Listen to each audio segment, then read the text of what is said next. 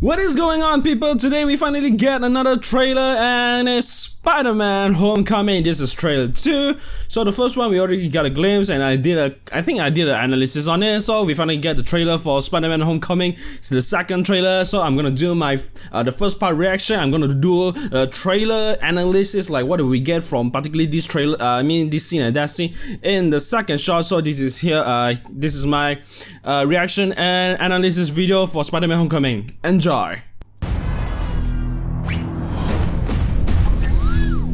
Woo! What's up, guys? So, to become an Avenger, are there like trials or an interview? Do me a favor. Can't you just be a friendly neighborhood Spider-Man? Just stay close to the ground. You're the Spider-Man from YouTube. Can you summon an army of spiders? No, Ned, no. Do you know him too? Mr. West Shield. Can I try the suit on? Badass. The rich and the powerful, like Stark, they don't care about us. The world's changing, boys. Time we change too. These weapons are crazy dangerous. Listen, Peter, forget the flying monster guy. There are people who handle this sort of thing. The illegal weapons barrier was at 2:30. You missed it.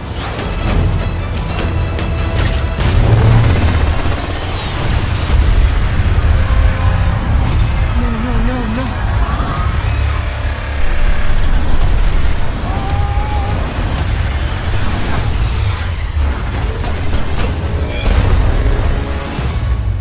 What if somebody had died? I was just trying to be like you. I wanted you to be better. I'm gonna need the suit back. But I'm nothing without this suit. If you're nothing without this suit, then you shouldn't have it. I screwed up. You need to stop carrying the weight of the world on your shoulders. I want you to understand. I'll do anything to protect my family. Shocker! I know you know what I'm talking about. So don't mess with me. Because I will kill you and everybody you love. My friends are up there! Woo, yeah! I'm still out there. I just gotta do this on my own.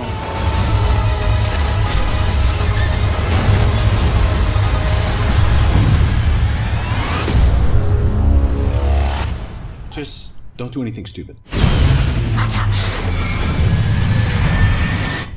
All right? Yeah. Okay, a few things I really need to say about this trailer.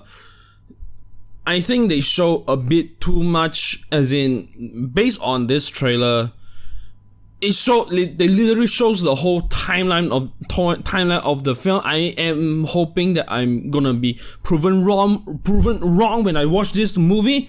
They literally show the whole timeline and what is going to happen with it, with the film. As in, they show you from 1 to end. It's just that this trailer is only a cut short version of the whole movie.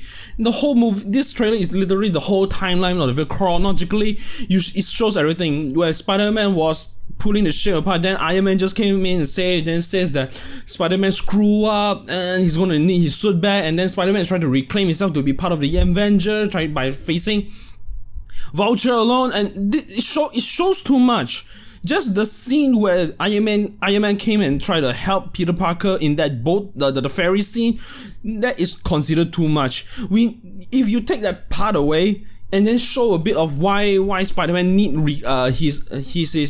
wanted to reclaim himself in front of Iron Man's eye or Iron Man's mind, that would be enough. But this one shows way too much, but still make the trailer jump here and there to the point it makes it so confusing, or makes it so confusing and interesting to the point that it makes us want to go watch this film. But the problem is that I'm having with this trailer is that they literally show too much to the point it's a freaking timeline, it's a freaking movie already, that you only cut here and then to the point they show the whole plot. It's basically what it's going to do. It shows that this particular movie is about a teenager is having his a teenager crisis. He have to balance his life, work, I mean, yeah, his life, his work, his superhero thingy, and then he want to impress Tony Stark by being part of the Avenger, because now that Tony Stark is the head of the Avenger now, so he's trying to reclaim his eyes, and now to the point, it's all the reclamation. It's a kind of like a teenager film cliche in a way. It's way too generic. So now we already know what's going on, but. Maybe I already expected that way too earlier, but they should have made this a bit more interesting, and don't want to show too much of the plot. But now they really show a lot of things. Now to the point, I don't know whether I'm going to do my analysis. Let's get on to the analysis, shall we? I actually like this part a lot, to the point because I know that Spider-Man, he's wearing spandex, but this part really shows like he can just simply wear it, then press a button, then just shrink everything so that it fits nicely. So this scene was really good and very, very innovative, to be honest. As we all know, that Spider-Man has always been always have trouble in terms of time management, where he has to suit up, but this scene did very, very well. As in, it's very innovative, to be honest. Let's see that again. What I'm surprised is that usually Spider-Man, he always wear the suit inside to get prepared, but this time he's changing instead of ripping out his clothes, because he had a suit inside. So give and take. Well, it's innovative in a way. Oh yeah, that's I. What's up, guys? Okay, there is a bit of a good Spider-Man humor there, because he has always been a chill guy, so I can take that. Yeah, Sony, Columbia, Marvel Studio. Are there like trials or an interview? We've seen that. Can't you just be a friendly neighborhood Spider-Man? Just stay close to the ground. Yeah, we've seen this. You're the Spider-Man from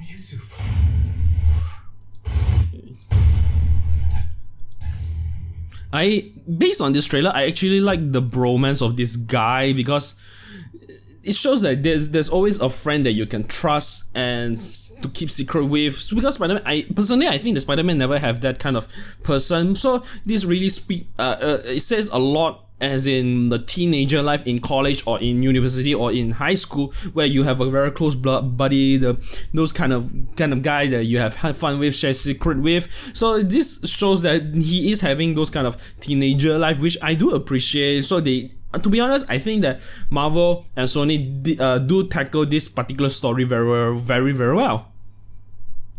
Can you summon an army of spiders? Okay, this is kind of ridiculous. I know that he's Spider-Man. Do you have to really say summon an army of spiders? But still, as a curious person, that's what curious people do. I kind of understand that kind of mindset. So it's a bit of a humor and very logical kind of question, to be honest. Oh, Ned, no. Do you know him too? Stole his shield. Can I try this? He stole his shield. Okay, but you have to watch Civil War to understand that. Wait. Did he only wore the mask? Yeah, he only wore the mask. It's funny though. The rich and the powerful, like Stark, they don't. Ooh, yeah, hold on. So this is Michael Keaton. Hold on, this is Michael Keaton holding Iron Man mask. What's going on here? How does he even have the possess of the Iron Man mask? Just now he said that the rich and the poor. Wait. Stark, they don't care about us. The world's changing, boys. Time we change too. Okay.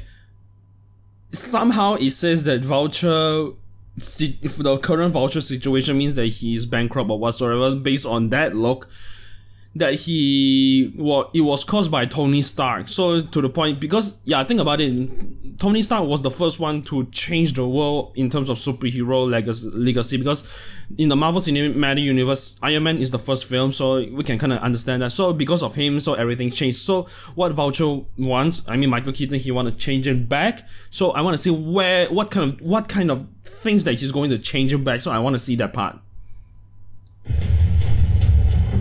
To be honest, this is a really, really good Vulture suit. I mean, based on the comic book, and with this one, that Vulture, see the bald head and the neck, that is ridiculous, but this suit it makes sense.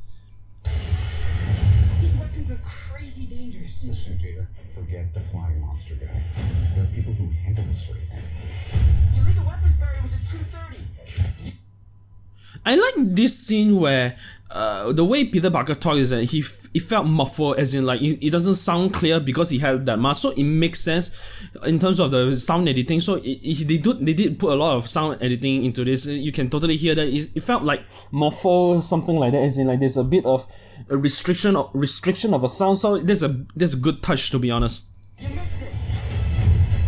Let's hear that again. The muffled sound. Barry was at 2:30. You missed it.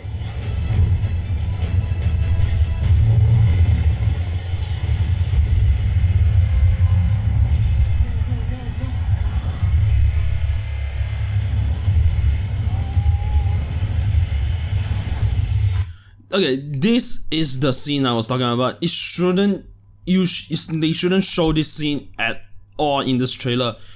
At first glance, I thought these were the Iron Man suits, as in like what they did with Iron Man 3, all came to aid aid Peter Parker, but it turns out they are not. Oh yeah. Wait, is that a different suit? I mean, think about it. Iron Man has always have different suit. You look at how black the legs are. It looks very different, this suit, but still the same mask. But it's still so those are these things to push it over. What if somebody had died? I was just trying to be like you. I wanted you to get better. I'm gonna need a suit back. But I'm nothing without this suit. If you're nothing without this suit, then you shouldn't have it. Until this, they should not have shown all these scenes, because now that we know Spider-Man is going to face, he want to reclaim his identity as a Spider-Man back from Tony Stark to please him in a way, so they shouldn't have shown this scene at all.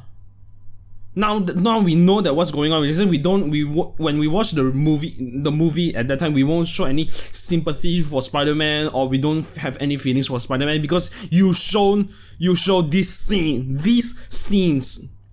But think about it, now that we know that this fairy broken into half scene is in the middle of the film. It's literally middle of the film, because in the first trailer it was at the end of the trailer, so it really made us think that it was at the end of the film, because this is where the climax is, because that's like the big part of the story. But now that this is in the middle of the trailer, so it makes it not a big deal at all. They should have made us think that this is the last part of the film, where as of the film that the climax is so strong that it felt a lot of tension and such. But now that this scene is already shown that Iron Man is gonna save him, so it makes that scene not a big deal at all. So it's like a deal breaker. This is a very deal breaker scene. I screwed up. You need to stop carrying the weight of the world on your shoulders. I want you to understand. He's wearing his old suit, which, to be honest, I'm glad that they take the old suit back, because we really want to see how does the old suit really looks like when he's in action. And he's talking to Vulture in this some sort of warehouse. Maybe he's trying to show down with Vulture. Understand. I'll do anything to protect my family. Ooh, that was cool. I know you know what I'm talking about.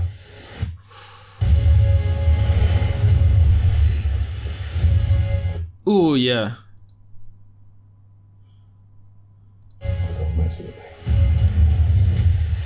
me. Ooh, I really do like the look of that claw. Because I will kill you. Look at how freaking big that wing is. He can even hold Peter Parker with those wings, and then he's a fun park. That's interesting. Kill you and everybody you Ooh. love. So is this a scout drone or something? Is it like, this is like the tiny Falcon, what Falcon had, so something like that. It's a bit similar tool, but it looks interesting. The guy is still out there. I've just got to do this on my own.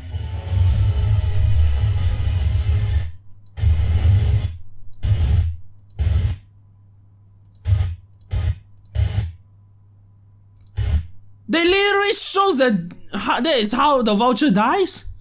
Literally, I mean, serious. We saw that how the plane how he was crashing over. Now the engine exploded because of Vulture. Seriously.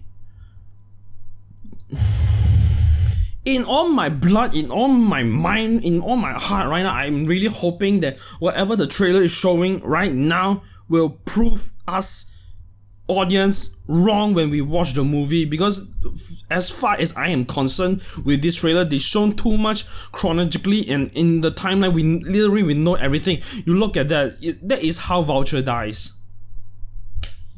Are you serious? Just don't do anything stupid. Okay. Now, the first trailer was the ferry ripping into two. That was the what we thought was the climax of the film. Now, with this one is the plane in the middle of the city where Spider-Man is trying to retrieve the flappy thingy in the wing. Now this replace the climax of the film. Now we know that this will be the climax of the film. What are you doing? What are you doing with us with this trailer? This is almost as bad as the Doomsday trailer in Batman vs Superman trailer, the second trailer. This is as bad as this, but that one's still bad. That one was really bad, but this one was as bad as that. Oh my god, what are you doing with this? Oh, sorry.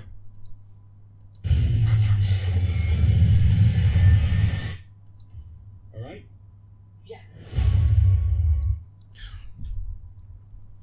Okay.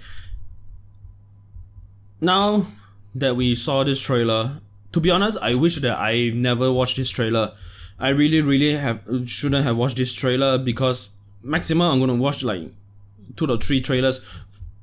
Maximum 3 trailers, because I don't want to spoil myself, but this is only the second trailer. Already spoiled us this much. I'm really having a lot of problems with it. They show too much, they show a lot of timeline. Now we know the basic plot of the film. The whole plot of the film, it ruins.